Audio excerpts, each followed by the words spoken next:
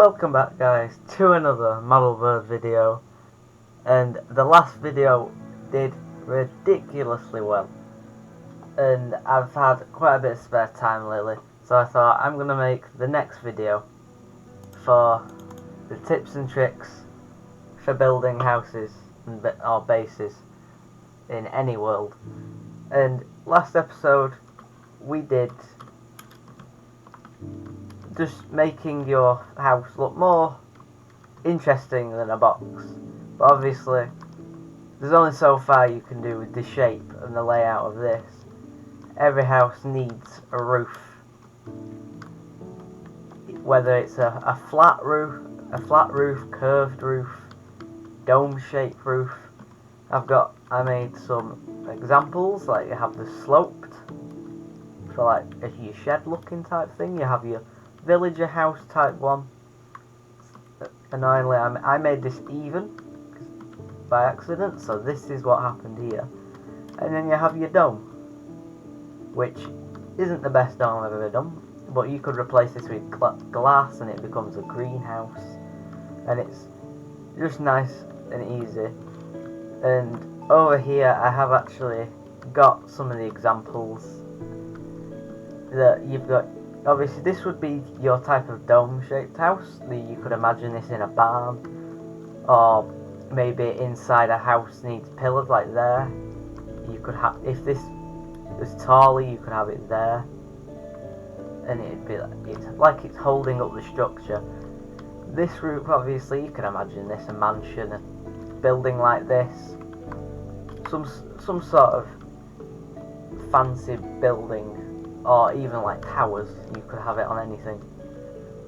And this one is kind of it's like if you chopped off the bottom of the dome, so you've got like a nice curved part to it, and then you've got your slanted, like the shed over there. And oftenly this is seen in custom mine shafts that people do, making it look broken. I couldn't leave this one out because it is like the main one, and it is the villager house. And a tip I wanted to show you is, if you like build your house on an odd, which is always easier to do than an even, the thing that you can do is, instead of having an awkward connection point, which most people know about it already, you put an upside down one there, a normal one, a normal upstairs there, and this. And it adds like a nice detail. I did it up. It's on this one as well, and it does just adds a bit nicer touch than having a flat roof with absolutely nothing that way. And over here, I thought, just to show you don't have to do this. You can do them. This isn't needed. A roof can just be one plain colour. I think it's easier to do that at the start and then say, oh, you're about 100 days into your world, you could definitely start doing more of these. This one definitely would take a longer time than that, because this one is just moss and green wool, so not too difficult. And this is like the patchy method, where you have all the roof would be green, and then you have patches of moss all throughout. On this one, it is like a gradient going from the top to the bottom, so you have the packed mud bricks, then the jungle wood, and at the top you would have the extremely long name that would be exposed copper, which wax thing is annoying. And over here I wanted to show that this is a cool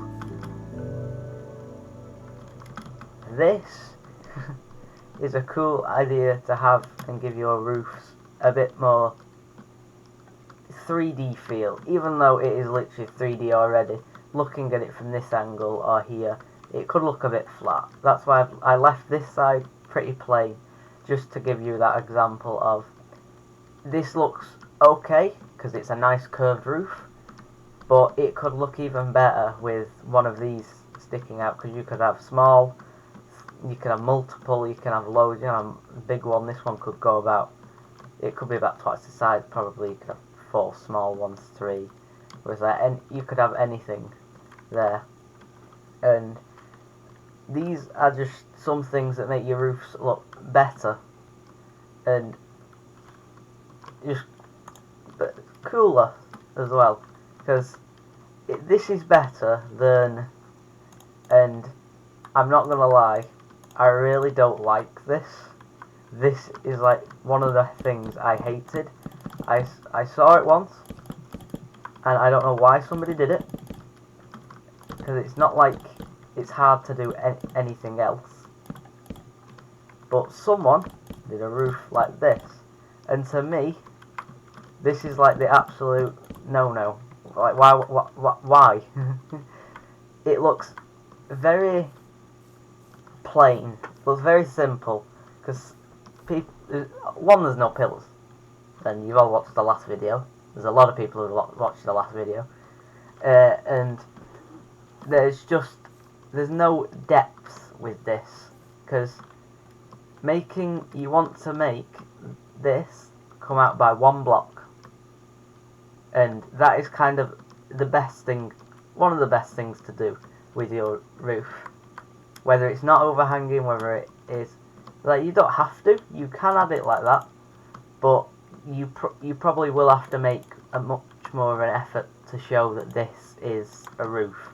Like, you'd have to probably put it in a different colour, because I know a really good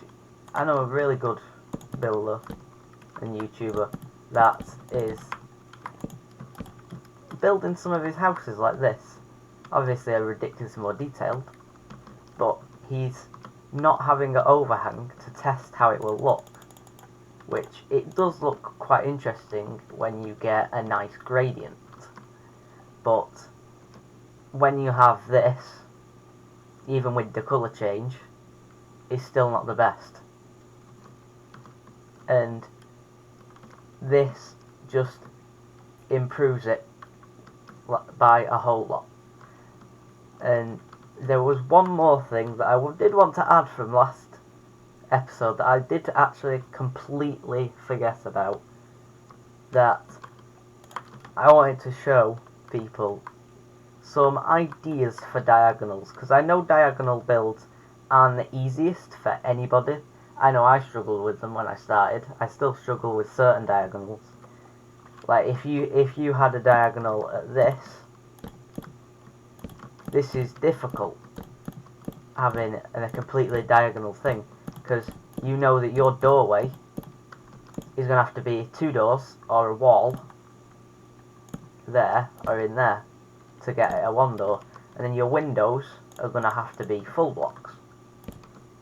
But it's just, sometimes the diagonal really looks nice, and the more you do it, the better you get. And another diagonal that does help out, because it's not a full diagonal, it's kind of like if you made a build, and if I just get my wand tool out, if you made a build like this, and if I got that, it would be the same as you're planning to make the build, and all you do is move that back by 1. And that's literally the same idea. And you could keep doing this over and over again. You could have 3 like that, and it just makes it a bit more interesting. And there's some of the things that help it out. I mean, that is interesting. If you've seen cities, it's like there's so many diagonals when you actually look on a map. Compared to when it looks in person, everything looks either straight or curved, and it doesn't look too messy. But when you look on the map, roads are like going absolutely in every direction, all wonky. And when you see this just makes it feel a bit more real. But that is it for this video. It wasn't I don't think this is as long as I wanted it to. But there are some interesting things coming up in my next videos, so I will see you another time.